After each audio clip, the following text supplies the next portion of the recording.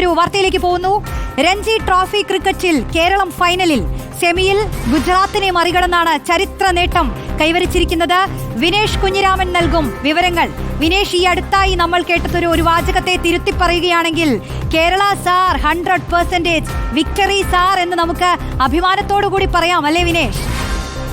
റോഷ്നി, അങ്ങനെ തന്നെയാണ്. ദേശീയ ക്രിക്കറ്റിൽ കേരളം തങ്ങളുടെ പേരിത തങ്കലിപികളിൽ എഴുതിയിരിക്കുന്നു. ചരിത്രം കുറിച്ചുകൊണ്ട് ചരിത്രത്തിൽ ആദ്യമായി രഞ്ജി ട്രോഫിയുടെ 9 പതിറ്റാണ്ട് നീളുന്ന ചരിത്രത്തിൽ ആദ്യമായി കേരളം ഫൈനലിലേക്ക് മാർച്ച് ചെയ്തിരിക്കുന്നു. ഗുജറാത്തിനെതിരായ മത്സരത്തിൽ ആദ്യ ഇന്നിംഗ്സിൽ നേടിയ 2 റൺസിന്റെ ലീഡ്, ആ ഒരു ലീഡിന്റെ അടിസ്ഥാനത്തിൽ ഇപ്പോൾ കേരളം ഫൈനൽ ബർത്ത് ഉറപ്പിച്ചിരിക്കുകയാണ്. മത്സരം സമനിലയിൽ കലാശിച്ചു. ആദ്യ ഇന്നിംഗ്സിൽ കേരളം 457 റൺസ് എടുക്കുന്നു. മറുപടി ബാറ്റിംഗിൽ ഗുജറാത്തിന്റെ ഇന്നിംഗ്സ് 455 റൺസിൽ അവസാനിക്കുന്നു. പിന്നീട് വീണ്ടും കേരളം ബാറ്റിംഗിന് ഇറങ്ങുന്നു. തുടക്കത്തിൽ തന്നെ 4 വിക്കറ്റുകൾ നഷ്ടമായത് അല്പം ഒരു സമ്മർദ്ദത്തിന് ഇടയാക്കിയതാണ് കേരളത്തിന്. 81 റൺസിനിടെ 4 വിക്കറ്റുകൾ നഷ്ടമായി.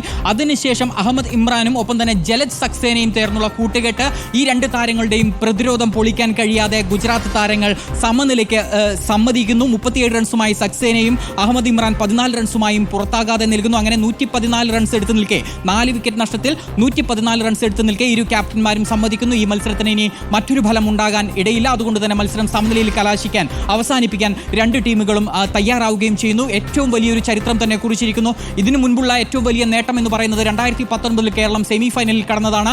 അന്ന് വിദർഭയോട്, വയനാട്ടിലായിരുന്നു ആ മത്സരം നടന്നത്, സെമി ഫൈനൽ പോരാട്ടം. വിദർഭയോട് കേരളം പരാജയപ്പെടുന്ന കാഴ്ചയാണ്.